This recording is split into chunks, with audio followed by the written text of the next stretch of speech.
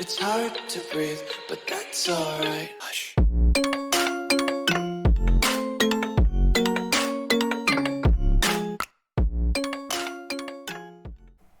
Hey, what's going on, guys? Welcome back to a new video. Now, we've spoken about supply and demand zones. I'm actually going to dig deep into how do we actually find these supply and demand zones in terms of, if I look at a price chart, where are you going to spot those supply and demand zones? What are the first things to do, right? So when it comes to supply and demand quickly, there are different types of what creates a supply and demand zone, like not creates a supply and demand zone, but what is a valid supply and demand zone. So for example, the first one is, well, in my eyes, order blocks. Order blocks are pretty much just the exact same thing as supply and demand zones. All they've done is pretty much reduce it to the last candle within that supply and demand zone range, right? I'll jump into supply and demand zone range in a different video, probably the one after this. But I don't really trade supply and demand zone ranges. I focus on the equilibrium, stuff like that. I focus on order blocks specifically, as I feel like it's more precision, right? However, once I see supply and demand zones, certain range in the market, it's just good to understand supply and demand zone ranges. So I'll jump into that in a different video. Also, you may have heard me mention pivot supply and demand zone. And when I say pivot supply and demand zone, all I'm pretty much just mean is order blocks. Now you can refine it to a couple of candles, but for example, if you've got an order block on the 1 hour time frame, if you go to the 15-minute time frame, there'll be at least 4 different candles there within that hourly order block, right? So that would be a pivot order block on the lower time frames, right? But one candle on a high time frame. But I'll jump into that later on. Okay, so there's 2 different types of order blocks. There's bearish order block and bullish order block. And first, before I jump into them, we need to explain what are order blocks, as if you're wondering, right? So order blocks is a specific price range or a candle where institutions will be buying or selling against the retail trend dump money. So institutions leave order blocks for themselves to trade at a later stage, and they reverse the price to a previous order, and then driving the price hard in the direction of the trend, right? The real institutional trend. So as we've spoken about in market structure, when price is creating higher highs and higher lows, when price creates a higher low, it's usually tapping into a demand zone, and those demand zones are being respected, right? And when we say demand zones, we mean essentially this order block that we're going to dissect into now, okay? And that's how we pretty much find it, okay? So the way I see it, when we see these order blocks, is if we look at in terms of calculations and maths, right? So the way I see it is institutions are pumping money into the market, but the way they pump in money into the market, they're doing 3 stages or 4 stages, right? They don't say for example they have $100 million to put into the market. They won't put in $100 million in one trade. They might do, but they'll split that chunk up that they're putting into the trade into different stages. So for example, if we do 4 stages, or let's say 3 stages, so put 25 million on each one, but on the third one it would be 50 million. So you got 25 million, 25 million, and 50 million, right? So there's 3 different stages, and what I do is when you see that this candle be created and this sharp sell-off, that's number 1. Then what they'll do is they'll pump money back into the market to push price back up.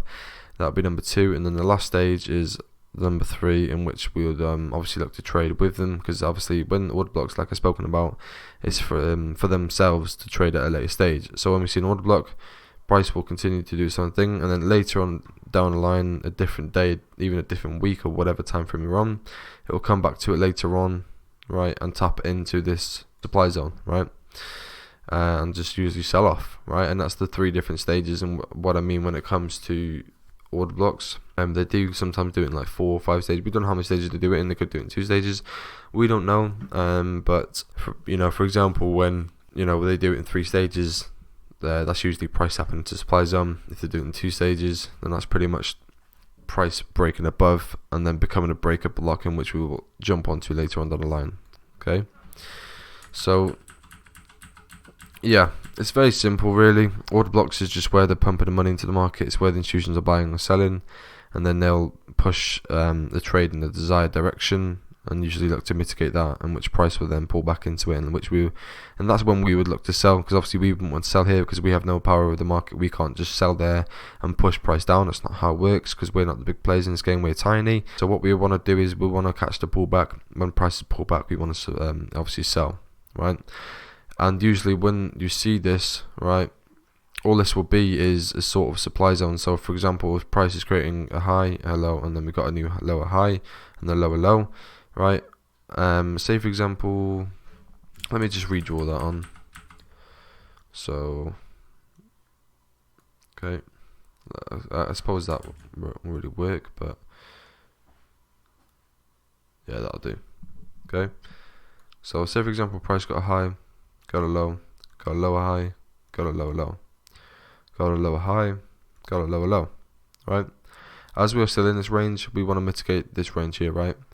Once prices, left this range, this order would become invalid, and we look to target a new supply zone. So pretty much what we're doing in this case is, pretty much what I'm saying is, when we see like an order block, it's usually within the market structure. This is why it's important to the market structure, because when we look at our, in terms of finding our supply and demand zones or order blocks, we want to be looking on the high time frames, so within the market structure, because usually when there's a high time frame point of interest, we only need to wait for price to pull back to that point of interest.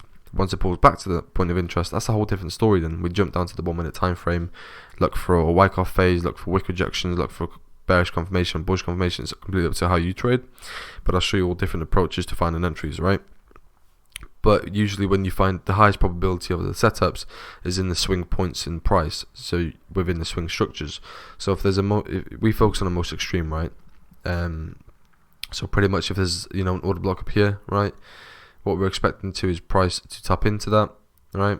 Another order block there, price to tap into that, right? We're not focused on an order block here because it doesn't make sense really, right? Because you look at it logically. I mean, you probably could get a short-term scalp before pushing back up, but we want to focus on the most extreme points. It's completely up to you. I used to focus on the most recent, but ever since I started focusing on the most extreme points, that's when it became a lot more profitable. However, you can focus on the most recents and look for those short-term scalps, but just be aware of the substructure. Okay. And also as well, say for example this was a previous demand zone and which got violated, this would then become a supply zone, and that would be called the breaker. So it would be the I think it's breaker demand to supply, so BDTS is what we call it. And then obviously if it's the other way, it'd be BSTD, right? So pretty much it's an order block, right, that's been violated, so broken below. Price will then retrace to it, create another lower high, in which we can look to sell from, as long as there's an imbalance in price. But we'll jump into that later on down the line. But pretty much what I'm saying is, the moral story is that within order blocks we want to focus on the most extreme points, or in terms of supply and demand in general, because that's the most high probability setups. Because what we can do is, if we take a trade here, have a stops above there, whatever, right, or if we get on a small time frame and have a stops above there, we can pretty much just ride the wave, right? But if we're looking to trade within here, we got to worry that price is still could even pull back and create like a sort of equal high, right? In which we'd look at that liquidity later on down the line. But you get what I'm saying, it could create a double top in terms of retail world of trading, right? So we got to just factor that in. But if we focus on the most extreme and have our stops above there, we're very safe, right? Like I said, this is the complete basics of order blocks. I'm not going to go too much in depth about it. I'm going to show you this simple way of like trading it. So most extreme points, stops above the previous lower high, right? But obviously as we get more down the course, there'll be more advanced techniques, where we jump down for confirmation entry, different types of entries, and looking for those scalps on the 1 minute time frame as well. So there's a lot more information to come, so don't worry. But yeah, when it comes to looking at market structure, to make sure you try and find those high time frame points of interests. Okay. What I will do is as well, if we go on to the charts now. So again, two types of orders. There's a bullish order block and a bearish order block. Okay. So if we jump onto the charts here, you'll see them all the time. So as you can see, price is moving to the upside. Okay. So now price moving to the upside, we're going to mark up this, pretty much the substructure, right? So this is a complex pullback, which is just mitigating an order block over here, right? But this is the complex pullback. However, price came back up, created an order block and broken structure. Not only did it break structure within the complex pullback, but it also took out a previous higher high and created a new higher high. So this would be a new higher high, and what we're expecting is a price to create a new higher low in order for price to continue higher, right? We can't consider this a bearish market until at least this low has been taken out, and which it did eventually get taken out here, right? Or down here as well, which we'll jump onto that later and look for supply and selling opportunities. But if we just look back on this, you can see price broken structure, which to us is an appealing level, and it also created this imbalance. Now we'll jump on to imbalances in a separate video and breaker structures in a separate video, but this here makes a valid order block essentially, right?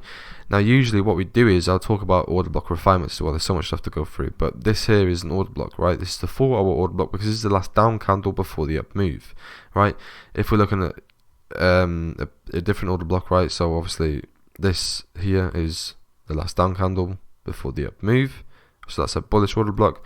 So if we look at a bearish order block, we're looking at the last up candle before the down move. Bullish order block, last down candle before the up move. Last down candle before the up move. Bearish order block, last up candle before the down move. Okay. So this here is the order block, or also demand zone, in which we're looking to mitigate. Because as you can see, you may be thinking, well, there's an order block, right? There's an imbalance. So why would that not be a valid order block? Why would I target this one? Well, yes, I get that is the most extreme, but if you look here, price has already tapped into this region, right? So it's already took the liquidity and run. Okay, it may come back down and take it at a later date, in which it did, but a broken structure here, right, which we would consider bearish market. But as you can see, pretty much what I'm saying is this is the sort of order block that's most valid compared to these, because there's not been any price that's tapped into it. You know, there's a big imbalance. You've seen a shift in momentum. When we, you know, seen this move here, we did get a sort of reaction, but it wasn't as big as this move here, right? This is a huge move, right? So this tells us a huge shift in momentum. Price was ranging, accumulating orders, breakout to the upside. Obviously there's more demand for your yen, and obviously prices came back down, tapped into the equilibrium very nicely. Again, we'll go over equilibrium. So if we were going to mark up this range, right, this is what I'll show you a quick example of range supply demands. So this here is a range, right? And if we focus on the equilibrium, so that would be there, but it'd be around there, right? And pretty much when you focus on the equilibrium, price will then tap into the equilibrium of that range and then run up. But that's a different story for a different video. But yeah, as you can see, price tapped into this order block, the last down candle before the move, and seen a huge reaction. So if you want to take a risk entry, that would just be set in limit order. Again, we'll go into different types of entries, confirmation versus risk entry, which one is better.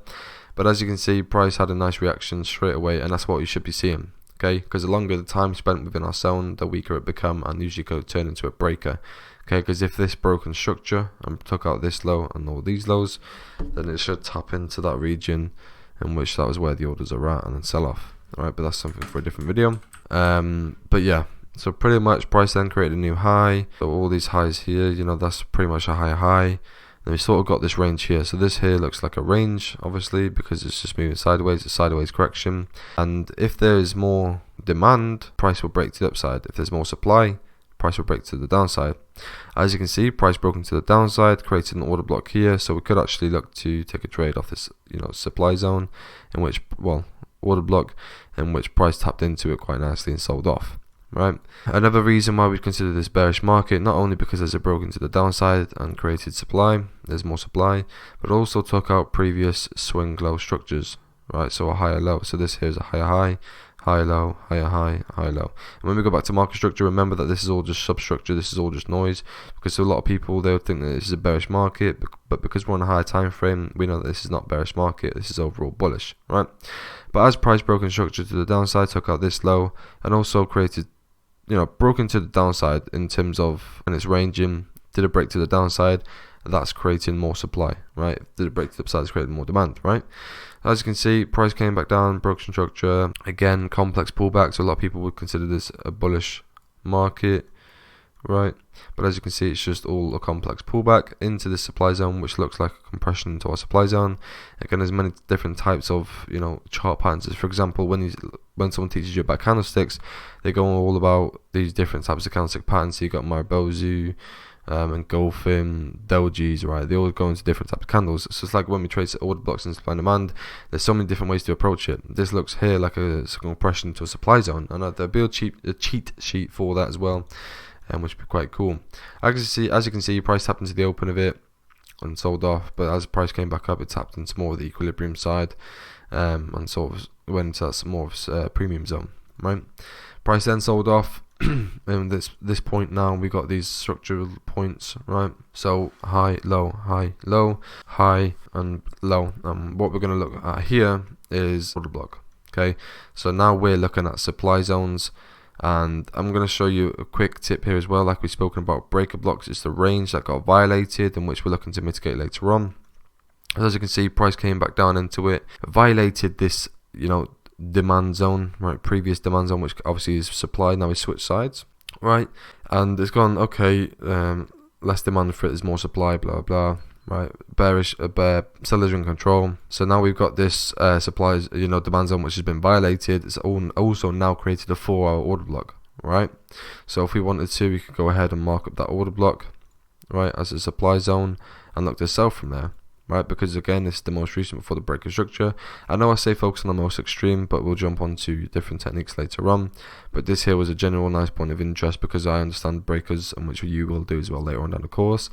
So this is pretty much a demand zone that got violated, which left an order block, right, and also imbalances, right, this massive shift in momentum. This again, reason why I chose this rather than this order block here is because this is very choppy. This up here has already been tapped into by this wick here. There is an imbalance here which price could tap into later on, but when you compare and measure the moves, this is where the real selling happened, because there's 2 candles here and there's only 1 candle there. So if we got onto the 15-minute, right, the 15 minutes where we see our ranges, and we can start to refine them as well. I'll jump onto refinement in a separate video, but I'll jump onto that in this one as well, just a quick brief. But as you can see, there's much more range in movement here. So what you could do is go ahead and mark it up and look for an equilibrium, but we're not focusing on range create supply and demand zones. But what we can do here as well, as you can see, this pink zone is the overall 4-hour order block. But if you wanted to go and refine it to this one, the reason why I chose this one is because obviously, well, not because obviously, but the reason why I chose this 15-minute order block is simply because this is the most recent before the breaker structure, right? So this is the most recent up candle before the down move that broke in the 4-hourly sort of order block, right? As you can see, order block, it's another order block there as well before this huge shift in momentum. So I want to be targeting, I want to be quite aggressive within the move. So what we're going to look for now, if we just go back to the 4-hour time frame, is we're going to just literally wait for price to target back into it, because remember we were previously looking for buys, but as we've broken structure we're looking for sales now, right? So once price taps back into this, we can either set a risk entry or drop down to the 1-minute time frame, look for an entry. So let's just see how price reacts when it comes back into it. Another thing to note as well, it's massively sold off, right? There you go, price is tapped into it. So let's see what happens, right? So price is now sold off, right? Will it tap into it again? No. Okay, so as you can see, it tapped into the overall 4-hour order block anyways, so we would have been fine without any refinement. That's absolutely cool, right? That's fine. But because we wanted a bit more precision, we wanted to try and get that lower time from entry, because there's a range there, right, that we just spoken about. As you can see, price tapped into that perfectly as well. Okay, but it would have been fine taking a risk entry off the 4-hour order block, because you would have been tagged in there with spread anyways. But that there would have been a fantastic trade, and in terms of scaling opportunities, you could have scaled in around here. But if we just replay this here, let's do a few more candles. Can I go back this far for a 1-minute time frame? I want to just see and show you the scaling opportunity that we could have got. So if we just look at this here, right, all that we're doing is when we wait for price to tap into a point of interest, right? If you want to get the best of the best entries with the more of a tighter reward, tighter stop loss and bigger reward, this is something to look for. Like I said, we'll jump onto that later on down the line. But if you're on a 1-minute time frame and you're trading these 1-minute highs, as you can see, it's created all the triple top. That is pure liquidity. So what we're expecting from there is a liquidity sweep, right? So we'll jump on to the differences between breaker structures and liquidity sweep again later on down the line. But when we look at liquidity sweeps, all it's doing is just taking out previous liquidity, in which it tapped into the overall order block area, right? Also, another thing to note as well, this looks like a nice distribution phase. So again, Wyckoff, again, we'll jump into that in a different video. But as you can see, price is just ranging, right? So what it's doing here is creating this range, but it's also broken to the upside. So this looks like an up thrust, right, or after distribution, which essentially just looks like a liquidity sweep. Then what happens is price comes back down. So again, it's ranging. So we want to look at the last candle before the down move. This last candle is before the down move, that broken structure. Because if you look at this, right, this is a high, this is a swing point, this is a swing point. So if we look at breaker structure to the downside, this is the move that took it out. And this is the move with the biggest, bearish sort of momentum. Because if we look at this here, this is all seems like balanced pricing. So price is pretty fair. Everyone's getting a fair chance of liquidity. But if we just look at this one here, right, we can go ahead and just draw that out. And what we can then do is, because this is the confirmation entry, right, this is confirming the downwards move. So now we've confirmed the downwards move, we took out loads of structural lows, swing points. We're going to set a risk entry on either the open. The open's fine on this one, and our stops are just going to be above there, right? So 2.2 pips, so we can have a 2 pip stop there, right? Once factoring in spreads, 2 pip stop is enough, right? If you want to be a bit more confident and wait for bearish confirmation to the downside, what you can do is just, if we move this out of the way, is at this point we can just wait for any bearish confirmation. So we found a distribution phase, we found a breaker structure, we found our order block supply zone, so risk entry is fine, right? But if we want to take that extra step, we only want to look for the bearish move. So as you can see, we've got a bearish move here. Have your stops matching the wick. Then as you can see, we could target wherever you want to target, right? But if we just look down, well, we'll zoom out in a minute. But as you can see, that would have been a nice, at this structural lows, 14 to 1 within a space of, so how long was this? Right, so in the space of 1 hour and 10 minutes, you've made back 14.5%, okay? But if we just take a trade based off the open, we've got stops above there, right? And let's say if we just zoom back out to the 4 hour. So make sure you understand this, guys. Price is tapped into an order block, right? We didn't care about going to the 1 minute time frame until price is tapped into the order block. Once price is in the order block or the supply and demand zone, that's when we go down to the 1 minute time frame, right? And then we wait for price to play out. Once price is played out, you can look for a distribution phase. In this case, it was a nice distribution phase because obviously we've got equal highs and a big sweep to the upside.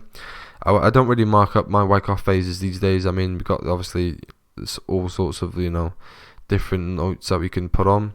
But for me, I just look at the equal high, and then like a liquidity sweep in the middle or at the end. Once the liquidity sweep's happened and we close back in within this range, that's when obviously we would look to expect the breaker structure and look to target that order block. But if we just mark all of this up, right, this just looks like one big supply zone, right, in terms of ranges. Because if we're trading ranges, this would be a supply zone range. But if you want to mark that up, it's absolutely fine. So you got another confirmation that this is a big supply zone, and also this is the last candle, but that broken out the supply zone, broken structure as well. And as you can see, price tapped into that now very nicely. So I think personally order blocks are more valid.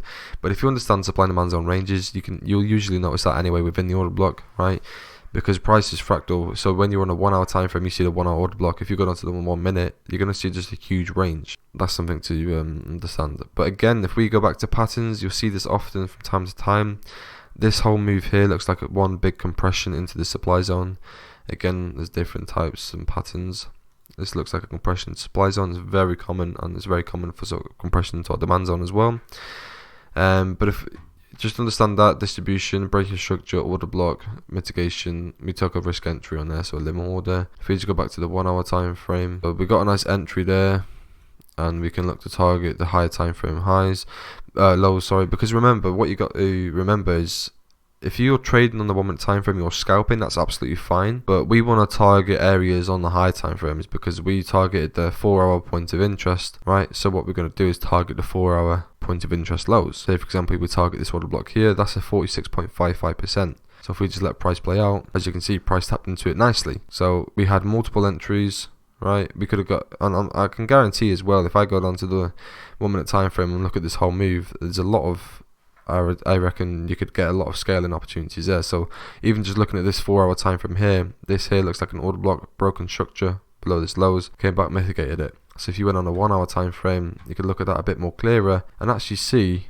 here that price tapped into that region very nicely. So you could look at this as a pivot point again, and as you can see, you could just take a nice sell position from there. But if you go down to the smaller time frames, you could actually see an order block within that. So you can go and study this. But that's pretty much it really. In terms of order blocks, there's not really much to it. It's just the last up candle, the last down candle, blah blah. But that there was a nice trade. It was a 46.55%, right? But if you even wanted to take it extreme and target the the swing lows, that's 115% trade, and they are possible. But obviously we're going to get the pullback. You're going to have patience for this because we don't want to be up 50% and then price pull back to what, 8%, 7%. There's just no point. I'd much rather take that 50% here than risk being price pulling back. So this is why it's important to understand psychology. Again, there's a psychology section at the end of the course as well. We want to just not be greedy, essentially, right? So if we wanted to hold the swing lows, that depends on your obviously tolerance, because if you're that patient enough to hold all of that, then fair play to you. But as you can see, what happened on a smaller time frame, right? We got a 2.2 pip entry, right? Stop loss, a 254 pip take profit, but it's 115%. So that's a crazy return. So that's like a 100k account, 1% risk, you get back 115%. That's just under 116,000 in a single. Oh, it took obviously a couple of days, but let's have a look how long it took. So within 2 weeks, you made 116,000 on a 100k account, risk on 1%. So if you trade FTMO and you take 1% risk, and you took that, this is achievable, guys, okay? And you've just seen it there. I haven't even seen this, right? I just let price play out. And you just look at it within structure, because structure comes down to everything. Once we take out previous structural swing lows, we're in a bearish market now. We ain't no longer looking for buys because we're in a bearish market. We'd only look for buys because we're moving up, in which we've shown you an example here. But when I see order blocks, that's essentially what I mean. It's just pretty much the last candles before the certain move. It's quite, I suppose you could say, self-explanatory. But yeah, I hope you get value in this one, guys. I will obviously go into, range, create supply and demand zones. That won't be as long as a video as this one. Just because that one, I don't really trade it, but I want to make sure that you're aware of it, because obviously it will lead into these breaker blocks, in which we can look to talk about later on down the course. But yeah, guys, thank you so much for watching. I appreciate every single one of you, and yeah, let me see you mark up the order blocks.